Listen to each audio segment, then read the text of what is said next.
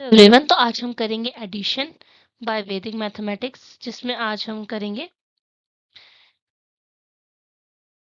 जिसमें हम एकाधिक ऋण प्रवेन डॉट मेथड से करेंगे ये वाला। तो इसमें हम ये कैसे करेंगे, इसका पहले हम मीनिंग जान लेते हैं कि एकाधिक ऋण प्रवेन क्या होता है। तो इसका जो मतलब होता है वो होता है हमारा by one more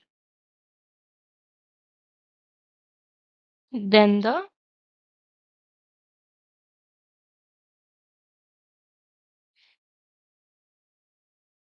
previous one.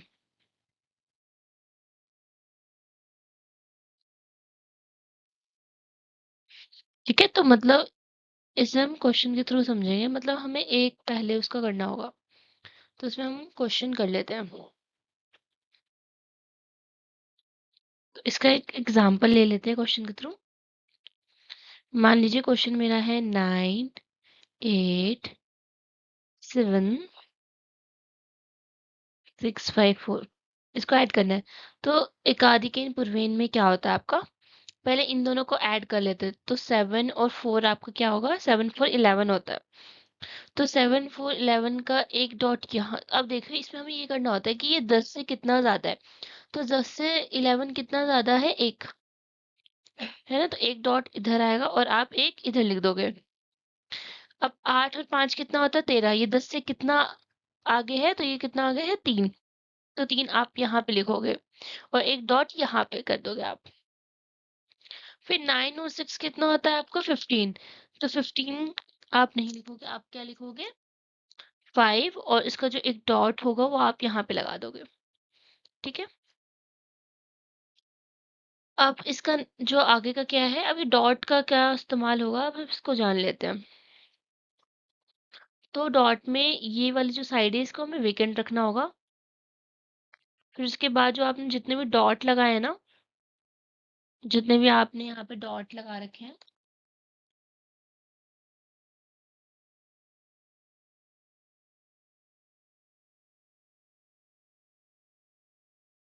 तो भी जितने, जैसे कि यहाँ पे सिर्फ एक डॉट है, उसका एक यहाँ पे आप लिखोगे।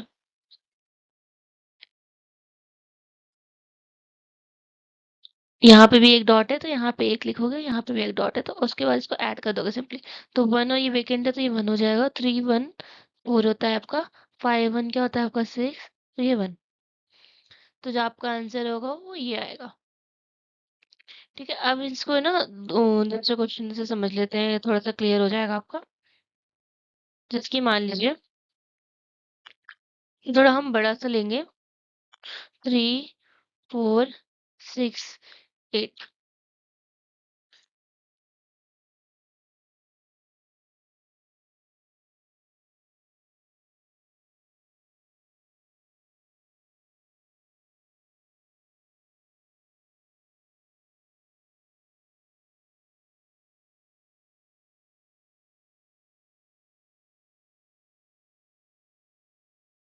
अब 8 और 4 कितना होता है आपका, 12। तो 12 कितना आगे है, मतलब 10 से कितना है, 2। तो यहाँ पे 2 लिख लेंगे। ठीक है, 2 और 4 कितना होता है, 6। तो 6 को एज इट इज लिख देंगे। 6, 6, 12 होता है। और 12 कितना होता है,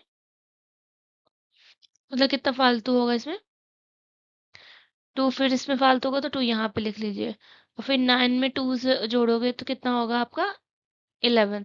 तो 11 का 1 यहाँ पे लिखोगे और एक यहाँ पे डॉट लगा दोगे। ठीक है, फिर आपको ये कि 4, 4, 8 और 4 कितना होता है, 12 होता है। तो यहाँ पे क्या लिखोगे आप, 2। फिर 8, 9, 10 तो यहाँ पे 0 और यहाँ पे फिर एक डॉट।